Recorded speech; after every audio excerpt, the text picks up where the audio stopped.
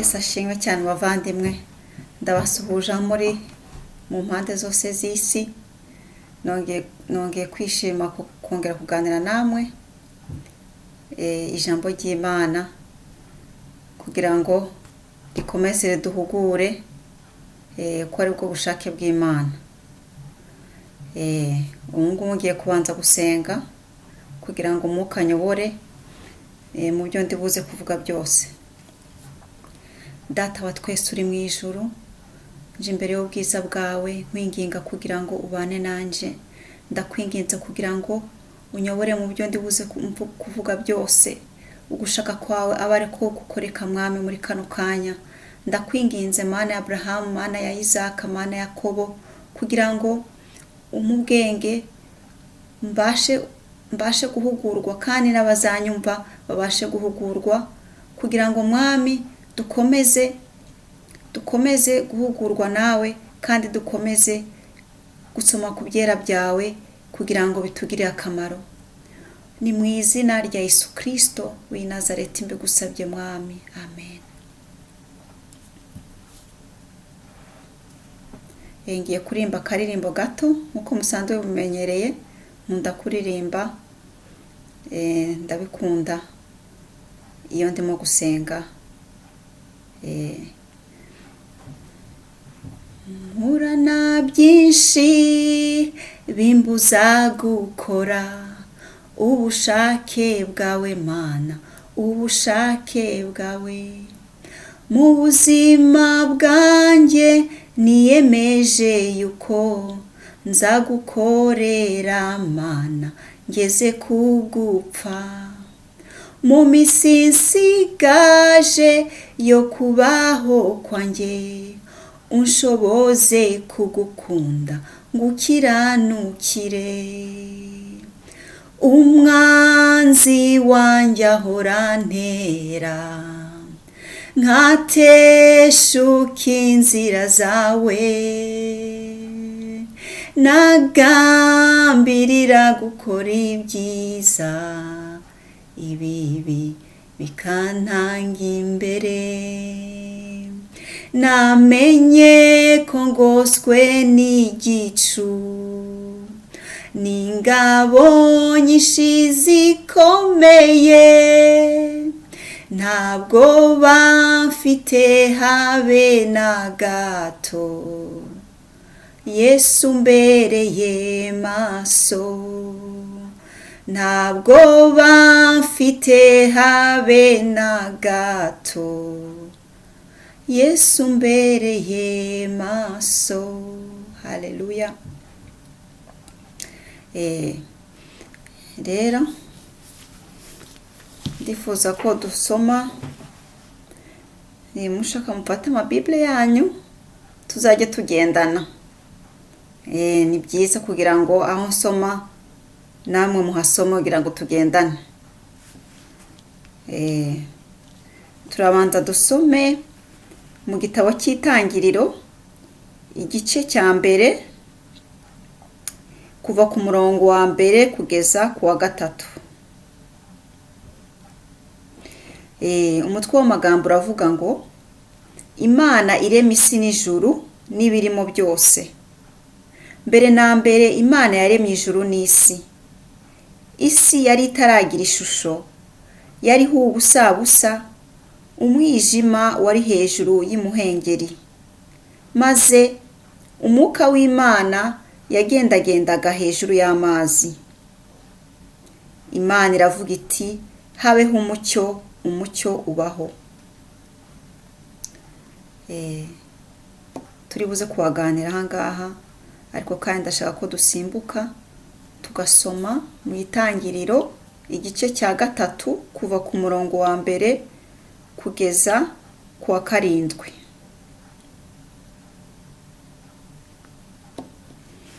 Umutwe w'amagambo uravuga ngo inzoka yoshya Eva. Inzoka yarushaga uburiganya inyamaswa zo mu ishyamba zose Uwiteka Imana yaremye. Ibaza uwo mugore iti, nukuri koko Imana yaravuze iti ntimuzarye ku giti cyose cyo muri iyi ngobyi.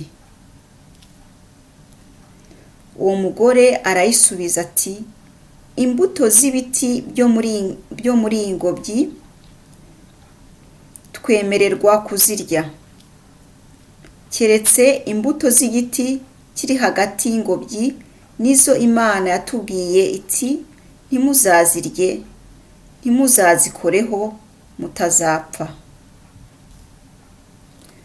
Iyo nzoka ibwira umugore iti, gupfa ntimuzapfa, kuko Imana izi yuko ku munsi mwaziriyeho amaso yanyu azahweza, mugahindurwa nk'Imana, mukamenya icyiza n'ikibi.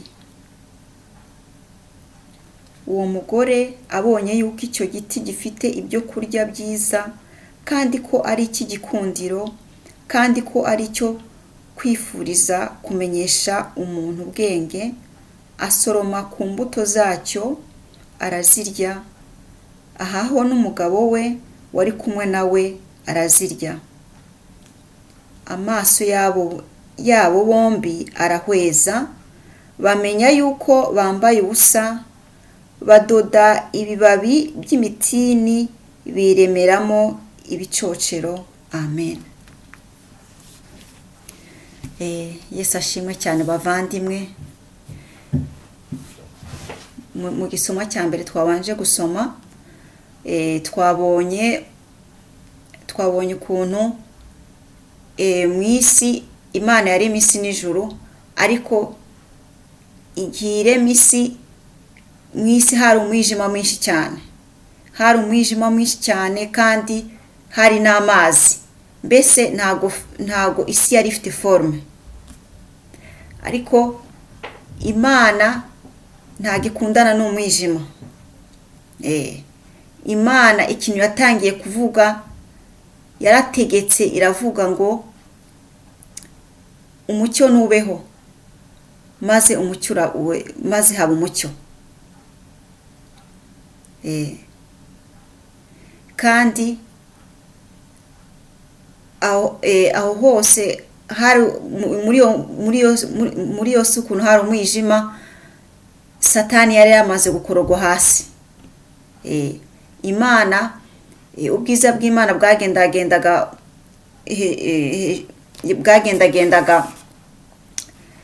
mbese umwuka w'Imana yagendagendaga hejuru y'amazi yitegereza, ariko ibona hari umwijima, iravuga ati habeho umucyo, irategeka umucyo uraba. Ibyo byose Imana yarimo gukora, Satani yarimo kureba. Satani yararahiye iruhande irimo kureba, observa ibyo Imana ikora, kuko yari yamaze guhanurwa kera mu ijuru. Kuko Satani nyine nkuko mubizi, iyo yashaka kuba Imana. Satani yashaka kwicara ku ntebe y'Imana, rero aratsindwa, amanurwa hasi. Icyo nashaka kubivugaho nuko nyine nkuko twabyizeho, twabisomyeho, Imana yatengeneje ingobyi ya Edeni neza, irayitengeneza, ishyiramo ibintu byiza cyane, irangije itekereza kurema umuntu usa nkayo. Hama irema Adamu imwitegereje hashize igihe, ibona Adamu hari icyo abuze, imuremera umugore, iramusinziriza, imuremera umugore ari we witwa Eva. Ariko bombi Imana yabahaye amategeko, yarababwiye iti, mu biti byose biri hangaha muri Edeni muzabiryeho, kandi ibyo bizavamo amafunguro yanyu, ariko igiti kimwe ibabuza kurya imbuto zacyo. Imana irababwira ati, nimupima mukakiryaho no gupfa muzapfa. Ibyo byose barabyumva, ari Eva ari Adamu barabyumvise, kandi babishyize ku muzirikanye. Ariko Satani uko yari aho ngaho nyine, igihe Imana yaremaga isi irema Edeni, yari ngaho yararebaga igira ishyari, iragira ishyari, iravuga ati oya, ati iryo joro narivuyemo barishimye, none niho barimo kwidegembya aho ngaho muri Edeni, reka nanjye nkoresha kanjye. Satani iritegereza, ireba mu bikoko byose ko ari inzoka igomba kwinjiramo, kugira ngo ari inzoka igomba kunyuramo kugira ngo ishuke Eva. Irangije yinjira muri iyo nzoka, kuko inzoka ngo yari ngo mu bikoko byose ngo inzoka niyo yari igikoko cyari gifite amayeri, mbese mu kinyarwanda babyita ubucakura. Niyo nzoka yari ifite amayeri, mbese ntabwo yasaga nk'ibindi bikoko byose Imana yaremye. Satani irareba, ko na Satani yari umunyamayeri, irareba ati reka ninjire mu nzoka. Yinjira mu nzoka, hama aho Eva yigenzagenzaga muri Edeni atembera, inzoka biramuvugishije. Bagenzi, ndimo gusoma kino gisomwa, narimo kwiyumvira ukuntu inzoka ifungura umunwa ikavuga.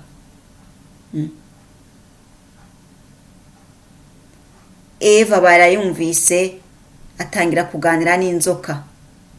Yatangiye yijijisha, imubaza ati mbese nibyo koko Imana yababuje kurya ku biti biri aha ngaha muri Edeni? Kandi yari izi neza ukuri, ariko irijijisha kugira ngo itangire conversation na Eva. Eva aravuga ati oya, twemerewe kurya ku biti byose, ku mbuto zo ku biti biri aha ngaha byose, ariko igiti kimwe ikingiki kiri hagati ntabwo tukemerewe kukirya, kuko Imana yatubwiye ko nitukirya no gupfa tuzapfa. Inzoka iramubwira ati wapi, ntabwo muzapfa, ati ahubwo Imana yanze ko mukiryaho kugira ngo mudasa nkayo. Nuko rero Eva inzoka imureshya ityo. Eva arareba iryo tunda, areba amatunda yari kuri icyo giti, ati kweri iby'inzoka irimo kumbwira nibyo. nkiriyeho nkaho n'umugabo wanjye tuzasa nk'Imana, tuzamenya ubwenge, tumere nk'Imana. kumbe Eva ntiyamenye ikintu cyari muri iyo tunda. Inzoka Satani yaramusedwije, yaramureheje. Eva yibagira amagambo Imana yamubwiye. Eva afata itunda arishunaho, arangije ashyira n'umugabo we. Umugabo we nawe arariryaho, mbese bombi barya itunda ry'urupfu. Bene data, nukuri nagahinda cyane, nagahinda kenshi. Igihe Eva yaryaga iryo tunda, ntabwo yibajije ibyihishe muri iryo tunda. Iryo tunda ryari ryihishemo kanseri, iryo tunda ryari ryihishemo urupfu, iryo tunda ryari ryihishemo diyabete, iryo tunda ryari ryihishemo korona n'ibirwara byose tuzi byo kuri isi. Ryari ryihishemo intambara, inzara, amahano yo kuri isi yose tubona. Iryo tunda ryari ryihishemo ibintu byinshi, ariko Eva we yemeye seduction ya Satani, ariyo nzoka. Mbese irebesha amaso, ariko ntiyamenya ikiri muri iryo tunda, ikihishe muri iryo tunda.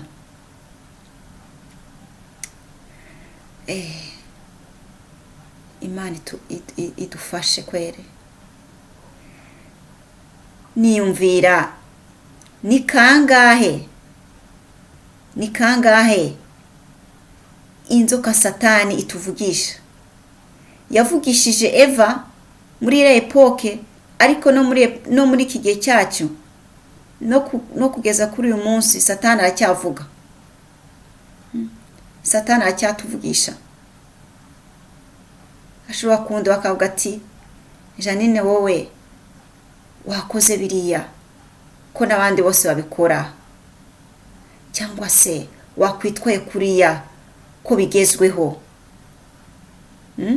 Nanjye nkaba nka Eva, kuko Eva ntabwo yemeye igishiko cya Satani ako kanya. Eva aravuze ati Imana yatubujije ko niturya kuri iri tunda no gupfa tuzapfa. Satani irimo kudushuka. Umutima wacu njyanama uratuburira ugati no, kino kintu ntago ari ikintu Imana yishimira, kino kintu ni kibi. Tuba tubizi. Ariko kubera intege nke za muntu, inzoka Satani iradukonvenka, ikaduseduiza nka kuri yaseduje Eva. Nanjye nkagiye nkavuga ati ko abandi bose babikora, ni jewe ngiye kuba kantara, ni giye ntabikora. Ko abandi bose bitwara kuriya kubera ikigiye ko ari bigezweho. Nzakomeza ngendera mu bintu bishaje na ryari. Nzakomeza ngendera mu bintu byo muri antikite kandi hari ibintu bigezweho. Haga no. Irifoko nanjye ngendera mu bigezweho. Irifoko nanjye nitwara nkuko abandi bitwara, kuko hari ibyo nacitswe. Nibyo nacitswe heza. Aho ngaho rero nanga Satani kaba yanseduje kera. Numva nkatangira kwikora ibyo nishakiye, nkatangira kwitwara uko nishakiye, kandi nzi neza ko Imana yabyanze, kuko Satani yanseduje kanyemeza yuko nimbikora nzishima, ko ikimana imburiza kubikora ari uko idashaka ko nishima. Bagenzi, mwabonye Imana yaturemye ni idashaka ko tutishima. Imana idukunda kubi, idukunda kurenza ababyeyi batubyaye, ni Imana idashaka ko twishima.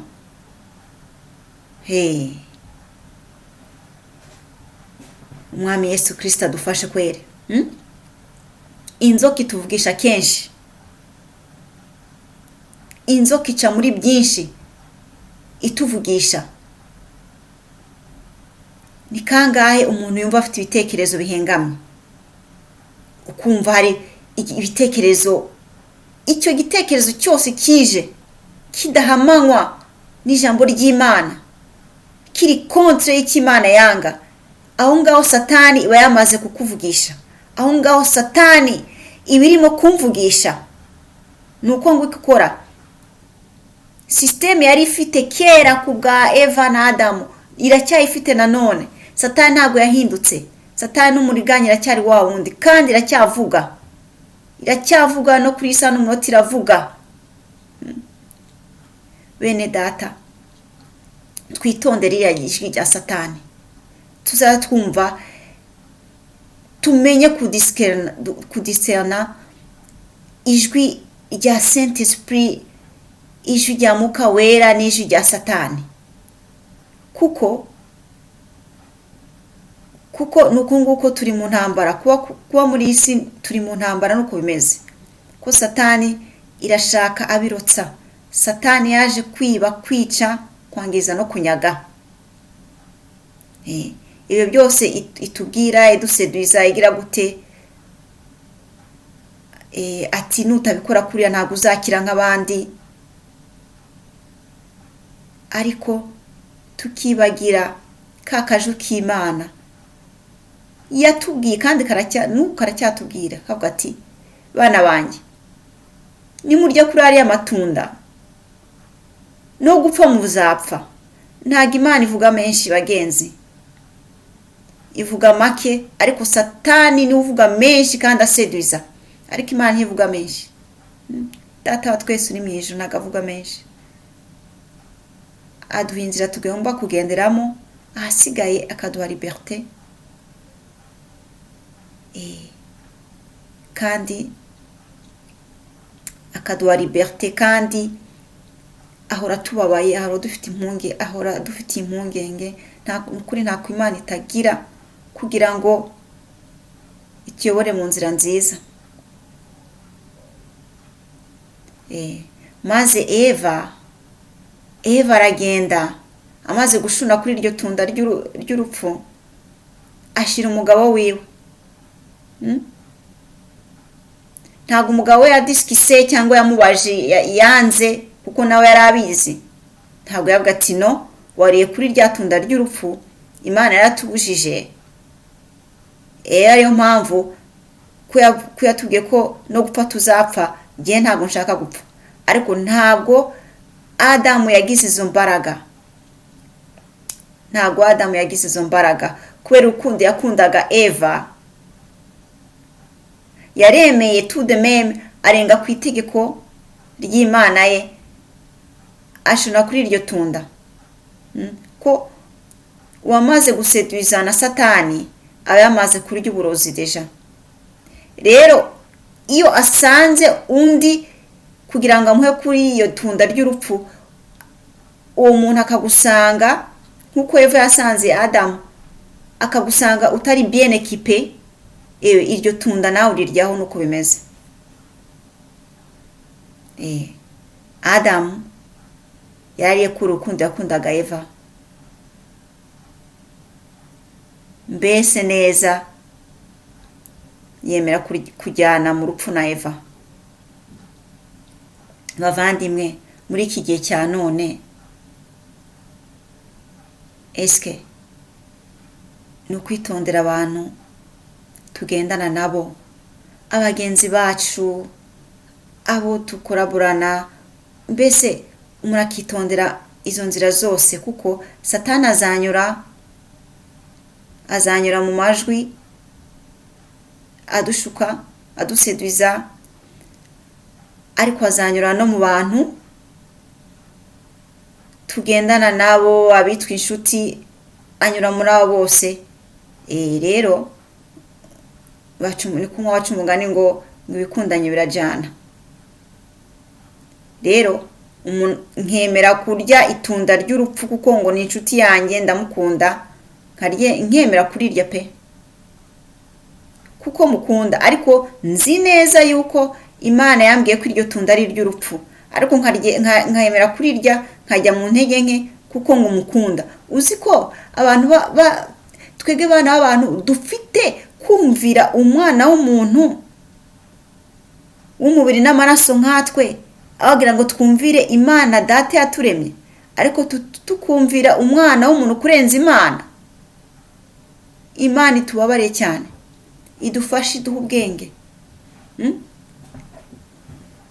Ese niba ari umugore wawe ugushuka gutyo, cyangwa umugabo ugushuka gutyo, ibyo umuntu azemera ryitunda nka kuri Adamu yaririye, kandi umuntu azi neza ko ari bibi? Oya. Rero ni ukurwana, tugomba kurwana twumva ayo majwi, tugomba kumenya ijwi rya ya nzoka Satani uko rivuga, tugasaba Imana, tugahora dusenga, tugahora dusaba imbaraga zo kunesha, kubera Satani azaza amvugishe ntari bien équipé, ntafite intwaro z'Imana, ntambaye intwaro z'Imana. Ego cyane gose, iryo tunda nzarifata, nzarirya. Nuko bimeze, kuko umubiri twambaye uri faible. Umuka dufite w'Imana yaduhaye wifuza ibyiza, wifuza ibyiza, kandi ubuzi neza icyiza n'ikibi. Ariko uyu mubiri twambaye niyo Satani uramubwira ngo ucuke, kandi uyu mubiri twambaye ni faible. Nuko nguko bimeze, ntago dushobora kuba kuri isi nk'uko twambaye tuwambaye nyine, ntabwo dushobora kunesha iryo jwi ry'iriya nzoka, ntabwo dushobora kurinesha tutari bien equipe, ntabwo dushobora kurinesha tutambaye intwaro z'Imana zose uko zingana, nk'uko byanditswe mu Banyefeso 6. muze kuyisomera ziriya ntwaro zose z'Imana ziri muri Ephesiens 6. ziriya nizo dukeneye kugira ngo tubashe kunesha uburiganya bwa Satani, kandi dutsindwe n'uburiganya bwa Satani. Nkuko Pawulo yabivuze ko mu Baroma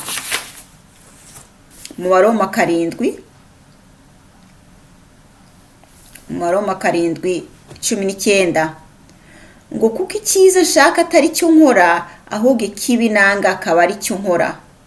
Nuko bimeze bene data, twese Imana yaturemanye agashusho kayo, yaturemye twese mu ishusho ryayo, nko kuri yaremye Adamu, natwe nuko turemye. Ariko kubera uyu mubiri twambaye,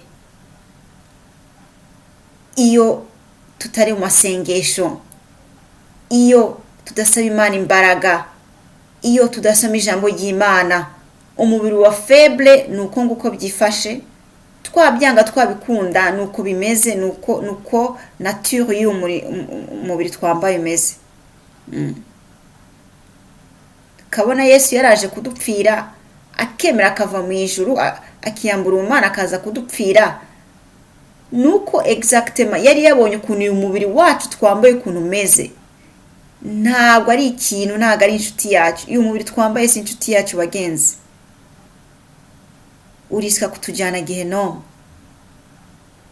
tutawufatiye imyanzuro ngo twegere Imana. Dore twegera Imana, dore tuyisaba imbabazi, dore twinginga mu mashimwe gusenga, dore twihugura mu ijambo ry'Imana.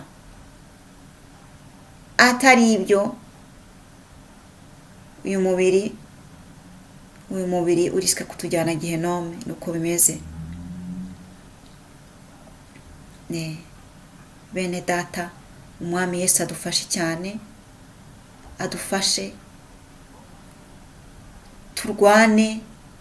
turwane intambara yo mu mwuka, kandi ngo ntawe utsinda atarwanye. ntago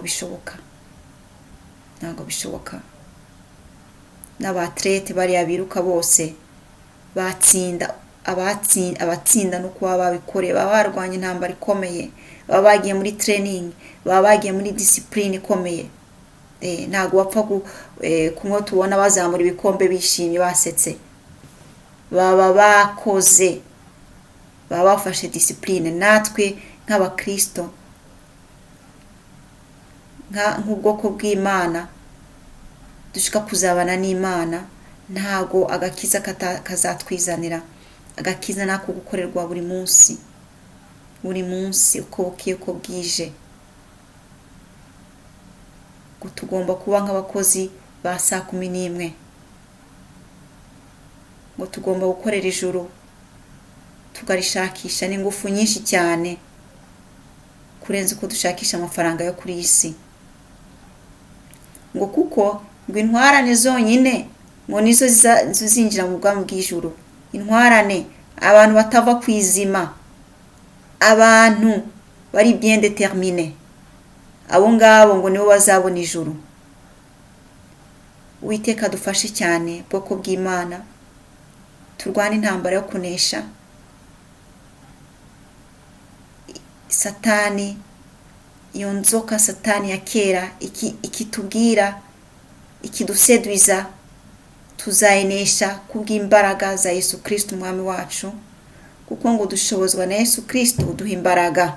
Nta mbaraga dufite twebwe kubera umubiri twambaye, ariko Yesu Kristo yaratuneshereje kandi yatweretse inzira tugomba kunyuramo kugira ngo natwe tuneshe. Rero ni dutera intambwe ikirenge cyacu mu cya Yesu, ego cyane tuzatsinda iyo ntambara ikomeye, ariko ntago tuzayitsinda tutarwanye. Uwiteka akomeza tugirire neza, Uwiteka akomeza duhugure. Nukuri ntago ari intambara yoroshye, nta ntambara yoroha, ariko umwami Yesu Kristo yatwemereye ko azabana natwe kugeza ku mpera y'isi, kandi ahora buri gihe akomanga, ahora twitayeho, ahora nta muntu n'umwe Imana yifuza ko ajya Gehinomu. Oya, ntabwo ibyifuza na gatoya. Uwiteka dufashe muri byose, mukomeze mugire ibihe byiza, mwege n'imiryango yanyu. Imana ikomeze ibarinde ibyo byorezo, iturinde natwe twese, kandi dukomeze turwane intambara yo mu mwuka, tuzayitsinda kubw'imbaraga za Yesu Kristo. Mbifurije amahoro y'Imana mwese aho muri. Uwiteka biteho. Amen.